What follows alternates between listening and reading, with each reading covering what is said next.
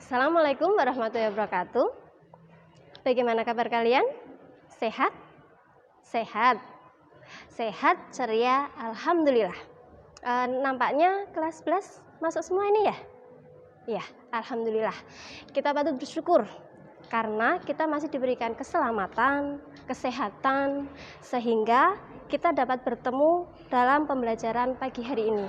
Dan semoga kita semua senantiasa mendapatkan perlindungan dari Allah Subhanahu wa Ta'ala.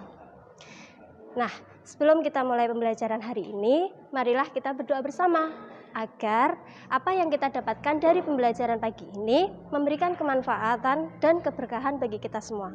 Amin. Yuk, silahkan ketua kelas untuk memimpin doa.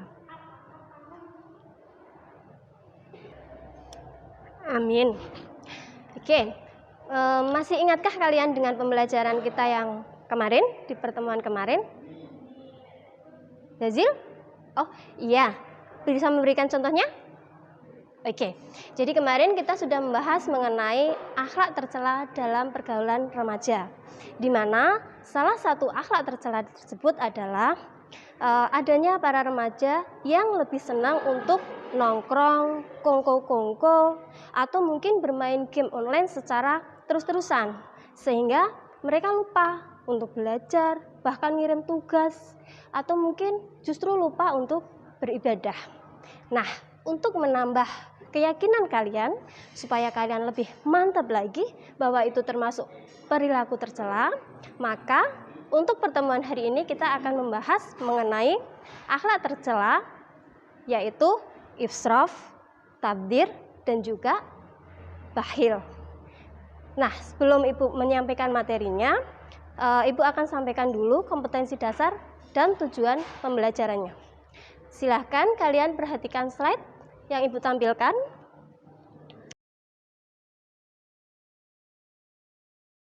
Untuk kompetensi dasar 1.7,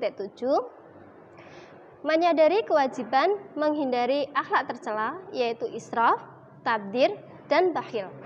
Kemudian 2.7, mengamalkan sikap bertanggung jawab dan peduli kepada sesama sebagai cerminan dari pemahaman dalam menghindari akhlak tercela, israf, tabdzir, dan bakhil. 3.7, menganalisis bentuk dan cara menghindari akhlak tercela, israf, tabdzir, dan bakhil. 4.7, menyajikan bentuk dan cara menghindari akhlak tercela, israf, tabdzir, dan bakhil. Nah, lantas apa sih tujuan kita mempelajari akhlak tercela ini? Yang pertama adalah menjelaskan dan menyebutkan bentuk dan cara menghindari akhlak tercela, israf, tabdzir, dan bakhil dengan benar.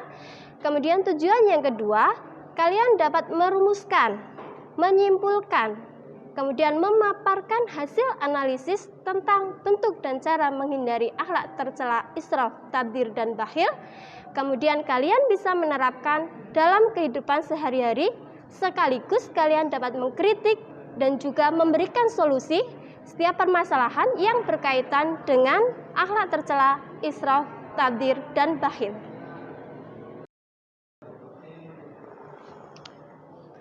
Baiklah, untuk langkah-langkah kegiatan pembelajaran pada pagi ini, yang pertama, nanti kalian membentuk kelompok di mana masing-masing kelompok terdiri dari 3 orang. Nah, setelah itu kalian nanti memperhatikan gambar ataupun video yang nanti Ibu tampilkan. Nah, setelah melihat atau mengamati gambar tersebut, nanti kalian diskusikan dengan kelompok kalian terkait dengan permasalahan-permasalahan yang sudah Ibu berikan di lembar kerja kalian. Kemudian nanti kalian rumuskan, dan yang terakhir kalian mempresentasikan hasil diskusi kalian dengan kelompok kalian. Nah, untuk tahap yang pertama, silahkan kalian bergabung dengan kelompok masing-masing yang kemarin sudah kita bentuk. Silahkan. Ibu tampilkan ya untuk videonya. Silahkan kalian amati video tersebut.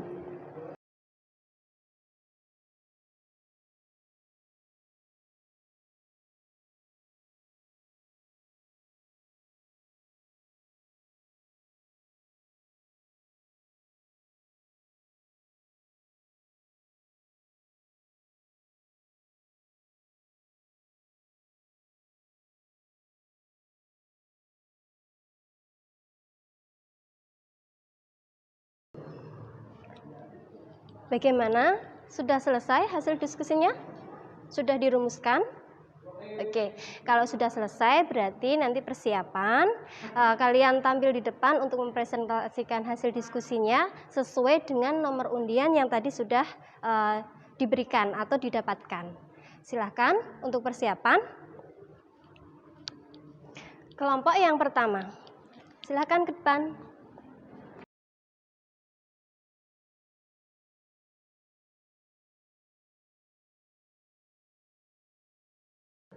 Oke, kita berikan aplaus untuk teman-teman kalian yang sudah memiliki keberanian dan kepercayaan diri untuk mempresentasikan hasil diskusinya. Nah, untuk memperkuat pemahaman kalian, Ibu berikan penjelasan terkait dengan materi pembelajaran kita hari ini. Yang pertama, kita bahas mengenai israf. Kita bahas tentang pengertian dari israf. Tadi pengertian israf apa? Yani? Ya, israf berasal dari bahasa Arab, yaitu asrofa, yusrifu, dan isrofan, di mana artinya adalah bersukaria melampaui batas, atau secara istilah dapat diartikan suatu tindakan di luar batas kewajaran atau kepatutan. Dapat juga diartikan suatu tindakan membelanjakan harta untuk sesuatu yang tidak bermanfaat, atau mungkin menggunakan harta itu dengan cara yang benar tetapi melampaui batas kewajaran. Itu pengertian dari israf. Kemudian yang kedua, bentuk-bentuk israf. Tadi sudah disampaikan oleh teman-teman kalian. Apa saja?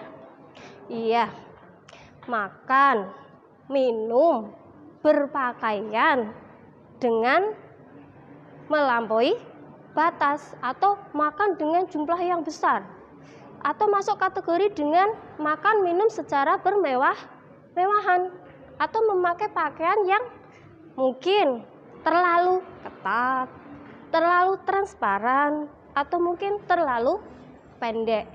Selain itu, contoh yang sering kita lihat adalah terkadang ada yang menyalakan listrik ataupun menyalakan kipas angin tapi tidak dimatikan setelah keduanya sudah tidak terpakai. Itu bentuk dari perbuatan israf. Ya. Lantas, apakah israf itu berbahaya dan memiliki dampak? Fuah? Iya. Jadi, tentu sesuatu yang dilarang oleh agama itu pasti menimbulkan dampak negatif, baik itu bagi pelakunya maupun bagi orang lain. Tadi dampaknya apa saja? Amal ibadah akan terhenti. Kemudian yang kedua, menimbulkan kecemburuan sosial. Terus menjadikan seseorang itu memiliki perilaku rakus. Ya. Terus bagaimana cara kita menghindari? Yang pertama, kita harus berusaha untuk bersifat ifah, untuk menahan nafsu. Kemudian yang kedua, menerapkan sifat sepadan atau musawah. Nah, itu pembahasan kita mengenai israf. Bagaimana? Ada yang perlu ditanyakan? Sudah paham? Alhamdulillah. Oke, karena tadi sudah jelas terkait dengan materi israf, kita lanjutkan yang kedua, yaitu masalah tabdir. Tadi pengertiannya apa? Ya, silahkan. Oke. Jadi tabdir itu berasal dari bahasa Arab, yaitu badara yubadiru tabdira, di mana artinya adalah menghambur-hamburkan harta, atau secara istilah dapat diartikan sebagai suatu tindakan menghambur-hamburkan uang untuk memenuhi kesenangan di dunia. Kemudian contohnya apa tadi? Jadi contohnya adalah memberikan sumbangan untuk keperluan kemaksiatan. Misalnya, kita memberikan uang untuk teman kita digunakan untuk membeli minuman keras. Walaupun kita tidak ikut minum, tetapi tindakan kita termasuk tindakan tabdir. Kemudian yang kedua, mengkonsumsi makanan yang tidak bermanfaat. Misalnya apa? Narkoba bisa, atau mungkin membeli minuman yang justru membahayakan. Tadi minuman keras. Kemudian yang kedua adalah memberi barang-barang yang tidak bermanfaat. Atau satu lagi, seperti yang dibahas di awal tadi, kumpul-kumpul tanpa ada tujuan yang jelas. Nah, dampaknya apa? Apa tadi? Jadi saudara setan. Terus kemudian menjadi orang yang hedonis. Apa tadi hedonis? Hedonis berarti orang yang bersifat boros. Kemudian cara menghindarinya. Yang pertama adalah dengan hidup sederhana, kemudian mensyukuri nikmat dari Allah, terus kemudian tidak menggunakan harta untuk hal-hal yang tidak bermanfaat. Nah, sampai sini ada yang perlu ditanyakan nggak? Nggak ada. Yakin sudah paham? Alhamdulillah. Oke, kita lanjutkan pembahasan berikutnya yang terakhir ini ya. Ini masalah bakhil. Tadi sudah disampaikan oleh kelompok yang keempat. Apa pengertian bakhil?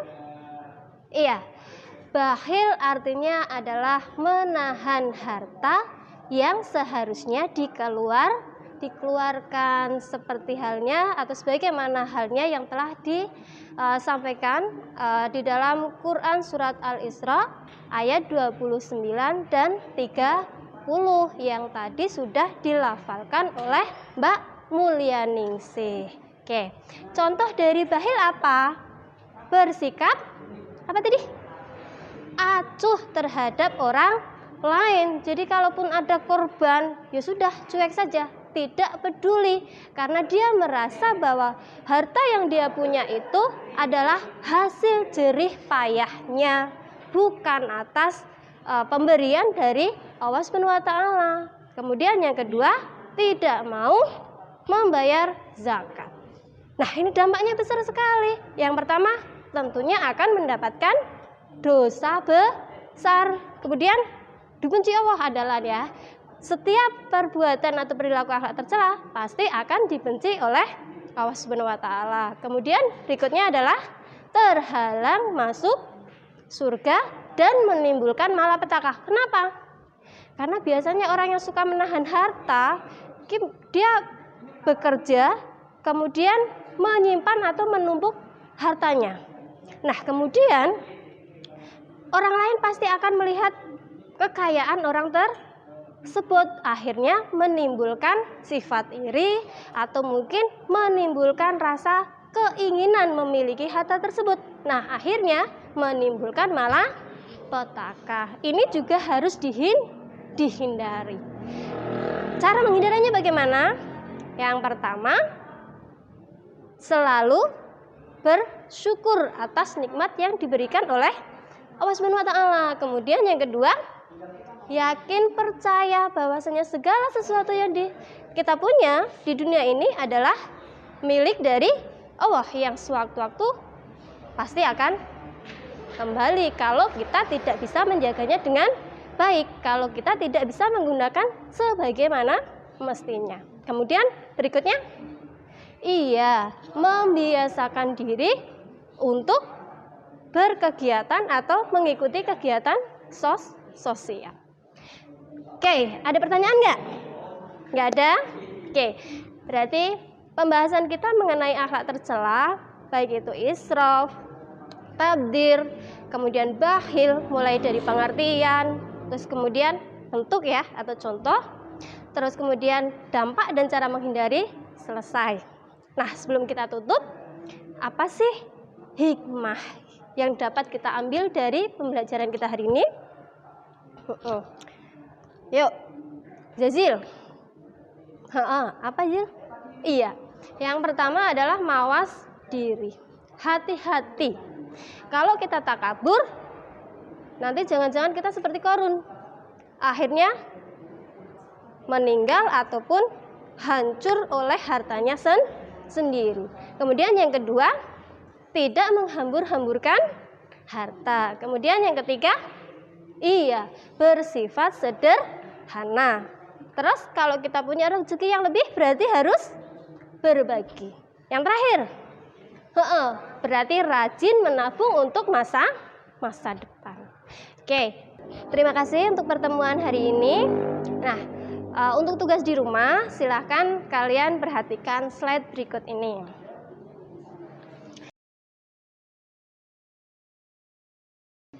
Ya, tugasnya yang pertama adalah amati perilaku orang-orang di sekitar tempat tinggal kalian. Boleh keluarga, boleh teman, boleh tetangga.